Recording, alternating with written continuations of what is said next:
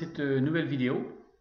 Donc le but de cette vidéo, c'est de faire le tour des fonctionnalités de Sequoia, de voir les différentes parties du logiciel et voir comment toutes ces parties vont s'articuler pour pouvoir vous donner le meilleur des informations propres à votre entreprise. C'est parti.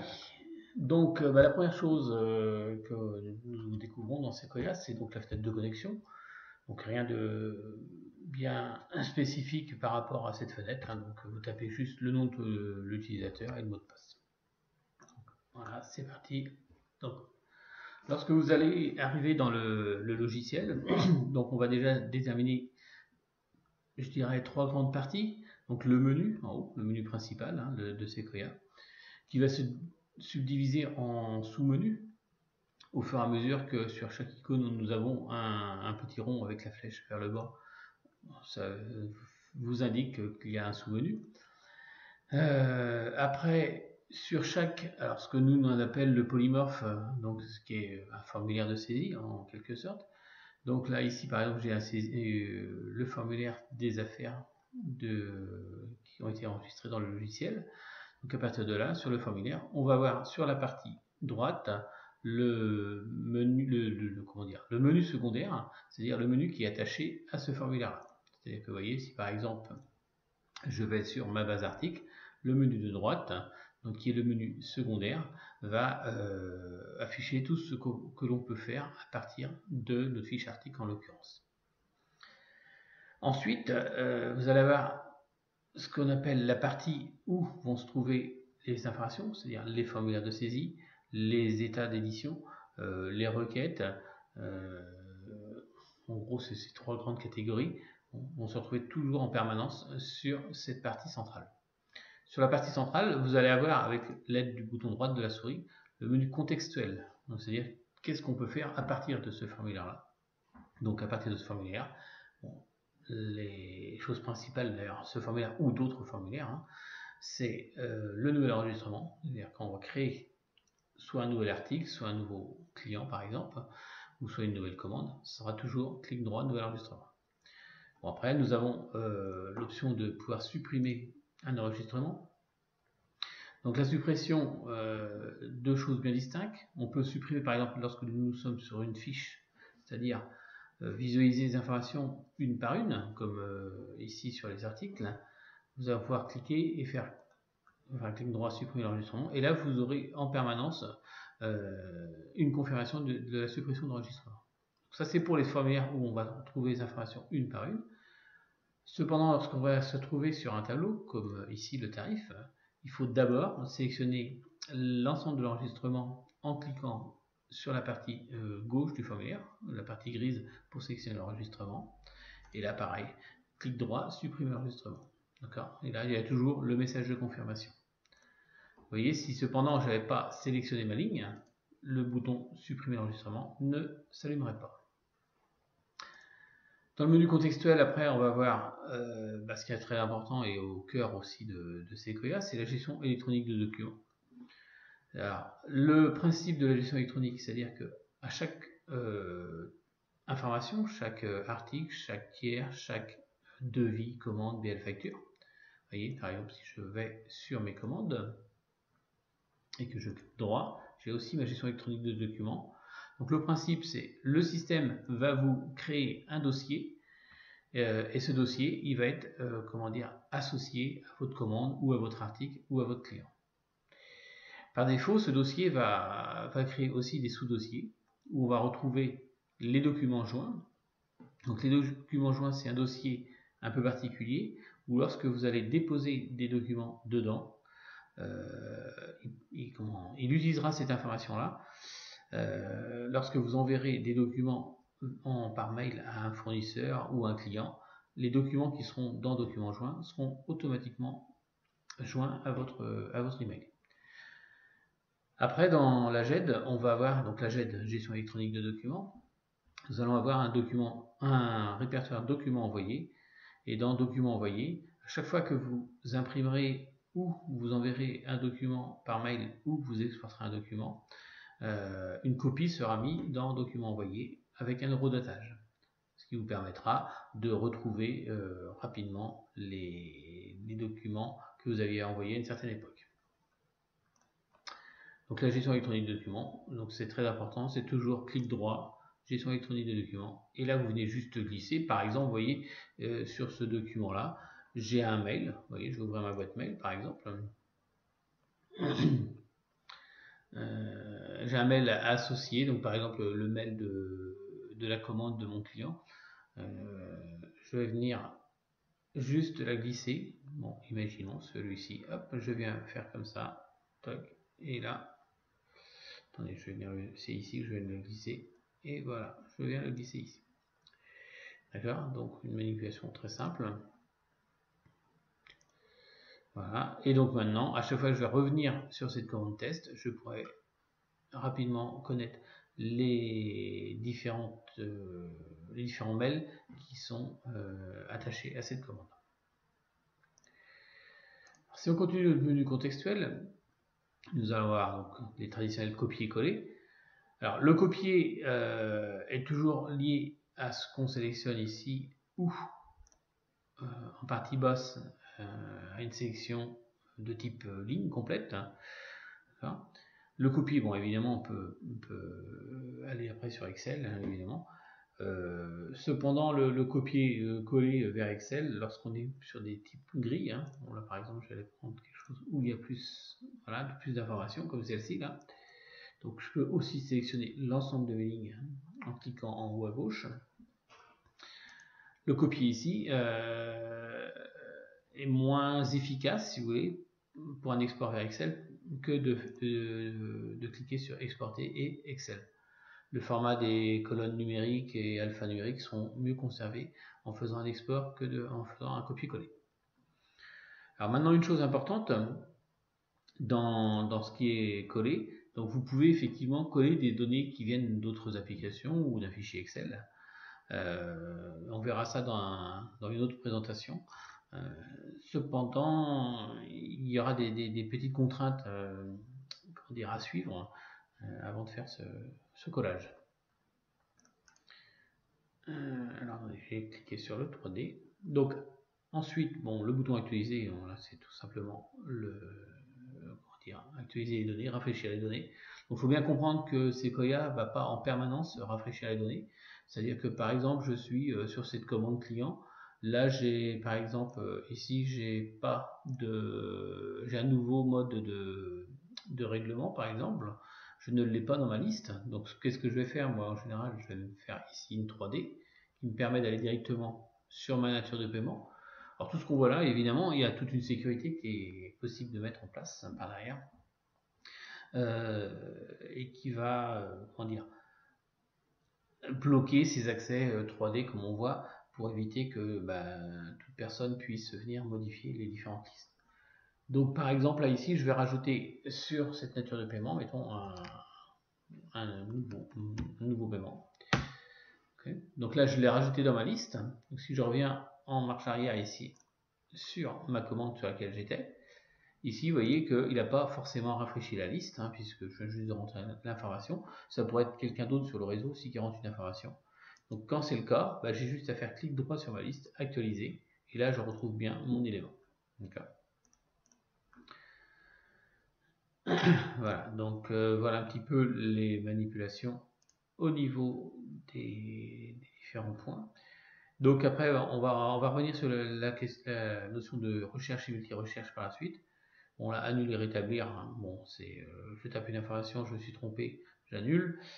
Alors le bouton annuler, il est valable jusqu'à ce qu'on change d'enregistrement. Dès qu'on change d'enregistrement, on repart à zéro au niveau de l'annulation. Bon, les exports, des choses importantes, c'est on peut exporter soit en PDF, soit en Excel. Donc là, par exemple, je vais revenir sur cette ligne-là. Où là, je vais pouvoir faire des exports PDF. Donc l'export PDF est valable uniquement lorsqu'on est sur une grille d'information. Donc on verra plus dans un autre chapitre comment utiliser la fusion vers du public postage. Donc, envoyer un mail, c'est tout simple. Hein. On a une liste où on va avoir, par exemple, je vais aller sur mes tiers. Dans ma base de recherche ici, je vais faire une liste de tiers. C'est-à-dire que par exemple, là j'ai une colonne mail. Lorsque je vais cliquer exporter, envoyer un mail, toute personne qui aura, dont le mail sera renseigné, se verra directement dans ma liste CCI là, de mon mail. J'aurai plus qu'à envoyer, taper mon objet et mon corps de mail pour l'envoyer. Donc ça peut être très pratique pour faire du mailing à une multitude de clients en même temps, ou à des fournisseurs, ou des commandes en cours. On veut relancer des commandes fournisseurs par exemple. Donc ça, ce sont des choses qui peuvent se mettre en place très facilement, mais très rapidement. Voilà. Après, qu'est-ce que je vais avoir dans mon bouton droite? Je vais avoir voilà aussi. Ah oui, une autre chose très importante aussi, c'est par exemple, imaginons ici j'ai 14 rue du test. Si je veux voir dans Outlook et uniquement dans Outlook, ce qui, qui contient 14 rue du test, on peut le faire directement. Vous voyez, il va faire une recherche automatique de 14 rue du test. Il va retrouver partout où il trouve ce mot dans les différents mails. Les mails dans différents mails que vous avez. Voilà. Après, les opérations diverses, alors ça c'est une chose importante, hein, les opérations diverses. Donc on reverra dans une autre vidéo comment manipuler les données de façon en masse, c'est-à-dire modifier des données en masse. Donc c'est ce qu'on verra dans envoyer en partie haute.